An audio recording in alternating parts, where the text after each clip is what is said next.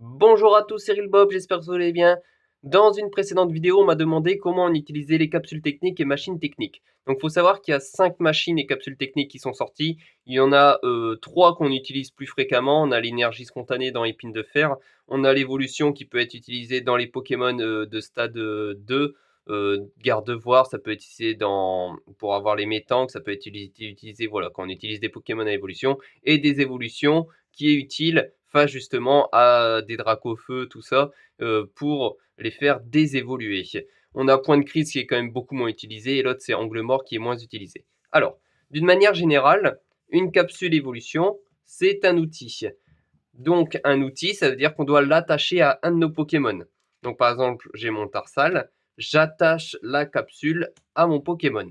Une fois que j'ai fait ça, mon Pokémon peut utiliser en plus de son attaque, l'attaque qui est sur la capsule technique. Donc ici, capsule technique évolution, je vais chercher jusqu'à 2 Pokémon de banc.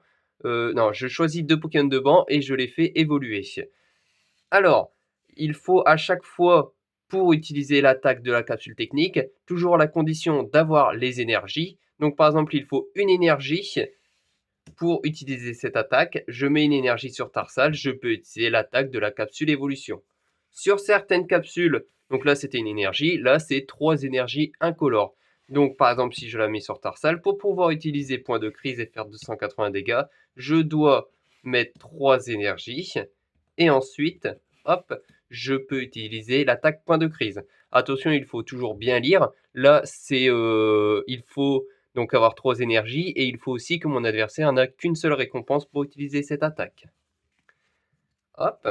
Donc, ça, c'était à peu près ce qu'il y a à savoir de manière globale sur les machines techniques. Il faut savoir aussi qu'on peut l'utiliser seulement si... on ne peut pas l'utiliser si on joue en premier, c'est une attaque. Donc si je commence à jouer comme c'est une attaque, moi je ne peux pas attaquer au premier tour, je ne peux pas utiliser l'attaque de la capsule technique. Donc c'est pour ça que quand on joue évolution par exemple, on aime bien commencer en deuxième pour pouvoir utiliser la capsule technique évolution. Donc maintenant qu'on a vu ça d'une manière générale, je pense que vous avez compris le principe. Il y a quand même des petites subtilités sur la capsule technique évolution et des évolutions. Vous allez voir qu'il y a des petites choses à savoir quand même. Dernière petite chose, il faut savoir que comme c'est un outil, si je mets la capsule et que sur le terrain il y a une tour de brouillage, les outils Pokémon attachés à chacun des Pokémon n'ont aucun effet. Ça veut dire que hop, la tour de brouillage, moi je ne peux pas utiliser l'attaque de capsule évolution comme c'est un outil. La tour de brouillage bloque cet outil. Ok, donc maintenant je vais préparer un petit peu pour vous expliquer l'évolution et la désévolution. Je vous retrouve tout de suite. Alors, pour l'évolution, donc très utilisée dans Gardevoir, je commence en deuxième. Donc, en deuxième, j'ai le droit d'attaquer. J'ai mon Skelenox, c'est pas forcément utilisé dans Gardevoir, mais c'est pas grave, c'est juste pour montrer. Mon Skelenox est en actif. Il a une énergie psy. Je viens lui mettre la capsule évolution. On va dire qu'on a, hop, 2 Tarsal, un Skelenox sur le banc. Ça, c'est mon banc. Je choisis 2 Pokémon de bande. Donc avant d'utiliser, quand j'utilise l'attaque, avant d'aller dans mon deck, je montre les 2 Pokémon que je vais faire évoluer. Donc là, je dis, je vais faire évoluer mes 2 Tarsal.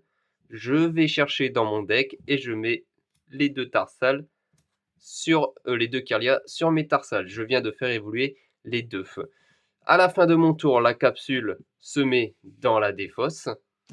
Hop. Donc, pardon. Hop. Je vais bien remettre, se met dans la défausse, et c'était comme c'est une attaque, c'est à mon adversaire de jouer. Ensuite, c'est mon tour, donc hop, j'ai fait évolution, mon adversaire a joué, là c'est à moi de jouer. Comme j'ai évolué à mon tour précédent de Tarsal en Kirlia, je peux lors de ce tour faire évoluer en Gardevoir, donc très utile pour avancer vite dans la partie et faire évoluer mes Pokémon.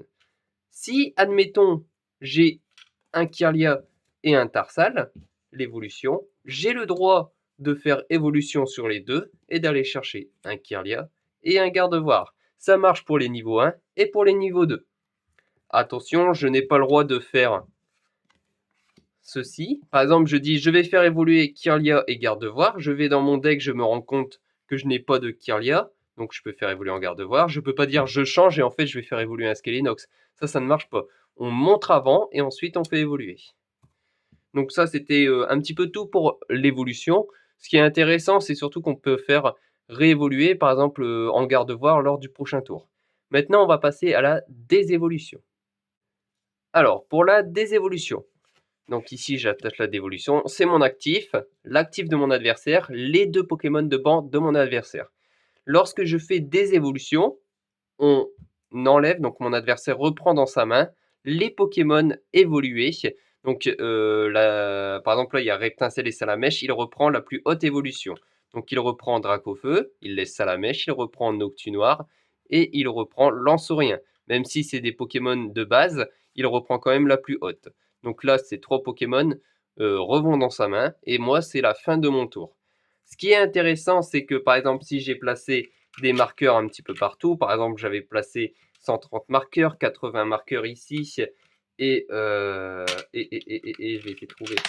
Et j'avais mis 100 dégâts ici. Lorsque je fais des évolutions, hop, les marqueurs restent. Mon adversaire reprend ses 3 Pokémon comme tout à l'heure. Les marqueurs restent sur les Pokémon.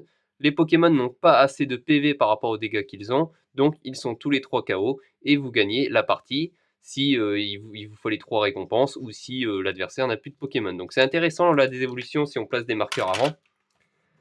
Hop, attention, il y a des petites choses à savoir. Je vais vous faire par exemple un exemple. Mon adversaire a un Reptincelle, il a un Lanceurien, un Noctunoir. Lanceurien avec l'énergie brume. Alors, si je fais des évolutions, est-ce que vous pouvez me dire quel Pokémon mon adversaire reprend dans sa main? Alors, si vous avez répondu Noctunoir, oui, il reprend bien Noctunoir dans sa main comme tout à l'heure. Si vous avez répondu Lanceurien, en plus de Noctunoir, eh bien en fait non, parce que l'adversaire a placé une énergie brume. Tant que cette carte est attachée à un Pokémon, elle fournit une énergie incolore, ok. Évitez tous les effets des attaques de Pokémon de l'adversaire infligées aux Pokémon auxquels cette carte est attachée. La désévolution est un effet d'attaque, donc l'énergie brume bloque cet effet et la désévolution ne marche pas sur Lanceurien.